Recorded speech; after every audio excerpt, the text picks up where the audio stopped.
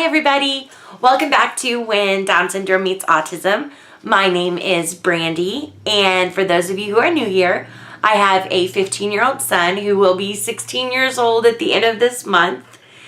His name is Dale. He was born with Down syndrome, and he was diagnosed with autism about the age of 6.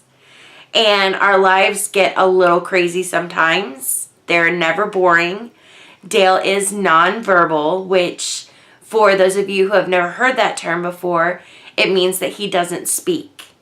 He also has all sorts of behavior issues, which we've been working on with behavior therapy. He has had a lot of illnesses over his lifetime, and things can get a little wild around here sometimes. And I think the majority of Dale's behavior issues come from the fact that he is nonverbal. Because when you think about it, when you're talking to somebody that doesn't understand you, it's frustrating. It's really, really frustrating because you have a point that you want to make, and it doesn't matter how hard you try, you can't get your point across. So when you think about it, being nonverbal would be like going to a country where nobody there understands you. And as hard as you try, you can't speak to anybody. So I can understand why Dale would get frustrated. And a lot of times when he would want something and he couldn't make us understand what it was, he would have meltdowns. And the meltdowns were horrific at one point because he would melt down to the point he'd start hitting himself in the head, or he'd start scratching himself, or he would scratch us. And there were even times that we would be really scared he was going to hurt himself. And we would try as hard as we could to protect him, but there were some times when we couldn't grab him quick enough. So our biggest worry whenever we started behavior therapy was to stop the meltdowns. That was the biggest thing that we wanted to do. So one of the first things our behavior therapist had us start doing was logging all of Dale's behavior. So I was given a log, and I watched Dale 24 hours a day for 2 weeks, which is not abnormal as a mother, but we did it on his summer vacation. That way I was with him the whole time. And I would log every time he had a meltdown. And when we looked at the log at the end of 2 weeks, he was having almost 7 meltdowns a day. It was insane. I mean, he constantly had swelling right through here because he would hit himself so much. And we had even invested in a helmet. It was a taekwondo helmet like you see the kids wearing when they're in like karate practice or something like that. We had even invested in one of those, and that way we knew he was at least protected. He wasn't going to hurt himself. So that's where we were on behavior issues. And I could tell that most of those started whenever he did want something, or he was trying to tell us something and he couldn't get it across. So I had always wanted to try something called the PEC System with Dale. And the PEC System is actually Picture Exchange Communication System. And it's something that some special schools use and some behavior therapists use, and they've actually had some really good results with that. And what it is, it's a picture system. So when a child can't communicate verbally, or they don't do sign language, or they don't use a communication system, they can use pictures. So eventually the child learns to give you a picture when they want something. And also you can show them pictures when you want something from them. So they can hand you a picture that says, I need to go to the bathroom. Or you can hand them a picture that basically says, it's dinner time. And I always wanted to do that with Dale. But every time that I would even try to start it, it was just so daunting. It was so overwhelming that you really don't even know where to start, especially as a lay person. So when we thankfully got some developmental therapy, that was one of the first things that we started. And for Dale, when you think about it, he can't really look at a picture of an apple and know that that's a picture of an apple. For him, when he has the apple in his hand and he's feeling it and he's touching it and he's tasting it, he knows that's an apple. But you hand him a picture of an apple, he might not know, especially if it's a drawn picture.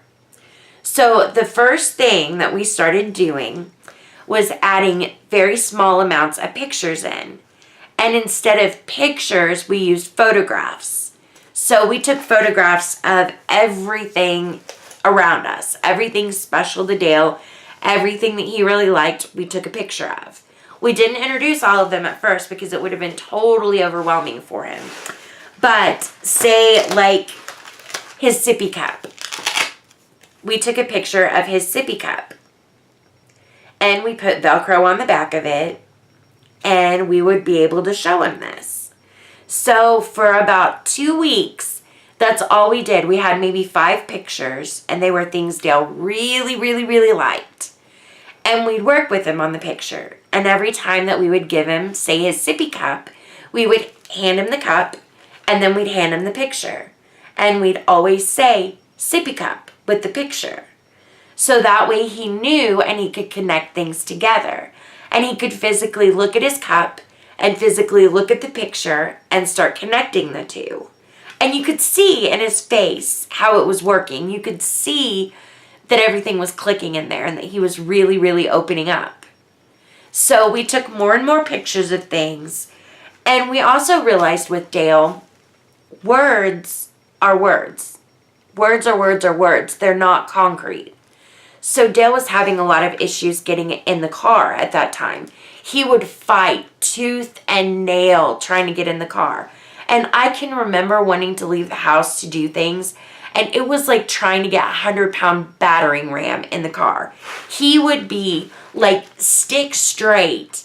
And I would be holding him, trying to shove him into the car. And it was just impossible.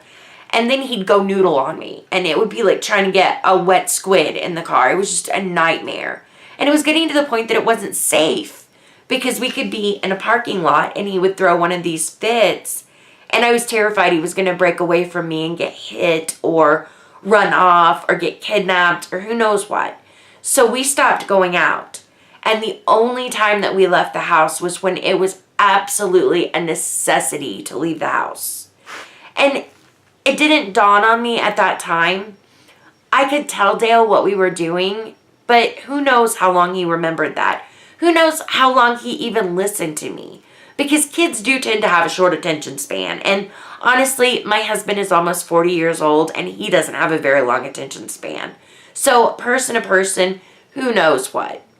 So we realized at the time Dale was having a lot of health issues and we were having to go to the hospital a lot. He was having a lot of medical testing done. He was being stuck and poked and prodded. So every time he'd get in the car, he could be terrified that we were going to the hospital. He didn't know. So the other thing that our behavior consultant came up with, which was just absolutely brilliant, was this chart. And basically, it's just a clipboard. It's a clipboard with Velcro on it. So what we would do with the clipboard with Velcro on it is we would add his pictures to it. So we would add the pictures and it would be like a schedule for him. And he could look at the schedule and know exactly what was going to happen.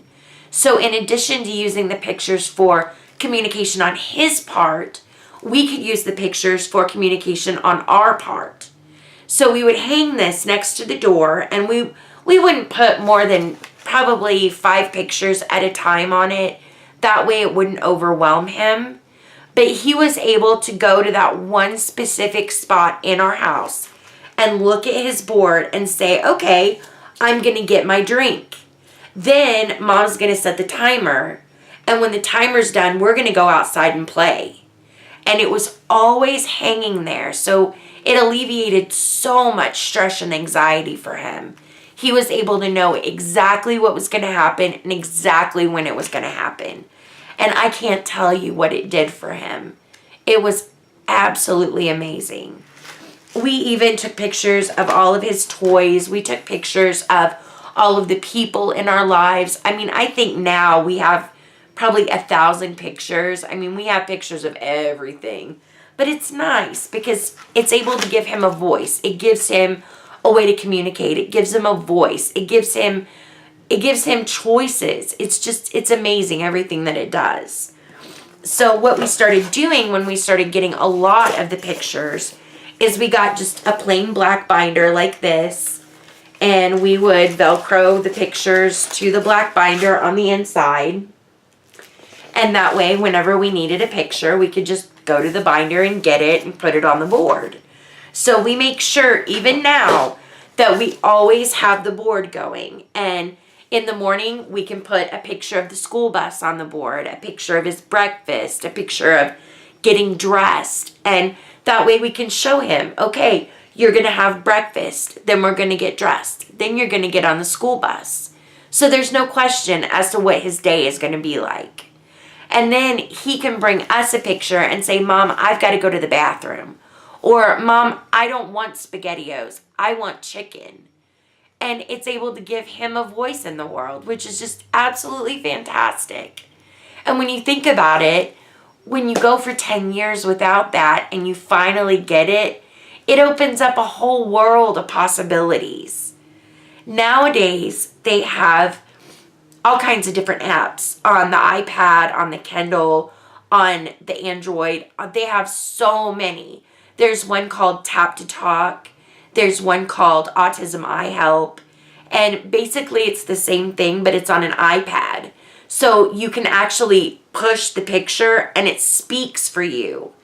And there was a little girl in our church class that used one, and she actually wrote a poem with it. And when you look at that and how amazing that is, you take a little girl that has never spoken a single word, and she writes an actual poem. It was fantastic. It was the most amazing thing I'd ever seen. And she was actually able to look at me and say, I don't like this. I want candy. I need to go to the bathroom. There was one time she actually looked at me and used her communication device and told me, I'm not stupid. Don't treat me like I am. And I was flabbergasted. I mean, it actually put me back a few notches because I'd never even thought about it. And it's so amazing. I'm so thankful that we live in the time that we do, because there are so many things available to the kids that were never available before. And there's so many opportunities. The sky is the limit for everybody now. And let me tell you this.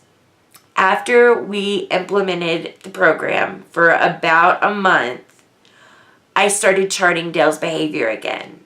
And mind you, before we started this system, he was having roughly 7 meltdowns a day. And these were 7 horrible meltdowns a day. After a month, we started charting again. He had 2 meltdowns in the entire time. So he went from having 7 meltdowns a day to 2 in 2 weeks. And that was enough to make me a complete and total believer. And now Dale gets in the car totally happily. He's ready to go. We can go out to dinner. We can go to the zoo. We went to Disney World for an entire week with the Dream Factory.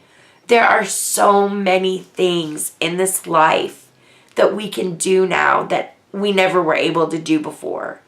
And I think going through that years of not being able to, it makes everything so much sweeter now. And it really makes you stop and smell the roses, and it really, really makes you appreciate what you have. So the sky's the limit. If your child is nonverbal, there are so many things that you can do to help. There are so many different opportunities that are available. I know it can be overwhelming because it was so overwhelming for us. But having that extra person there to kind of push us in the right direction and give us directions on what to do and show us how to do it, it made all the difference in the world. So like I've always said, get help, get support. There are so many organizations out there, and that's what they do. They help kids like Dale. They help kids like your kids. And there's so many things that they can help them with. So if you have any questions, I would be happy to answer them. If you have any concerns or comments, or you'd like to know anything else about us, feel free to let me know in the comments below. I would love for you to subscribe to our channel, and I would love for you to like this channel and like this video if you enjoyed it. If there's anything in particular you'd like to see, let me know and I'd be happy to do a video on it. Other than that, have a wonderful weekend and I will see you next time. Bye-bye.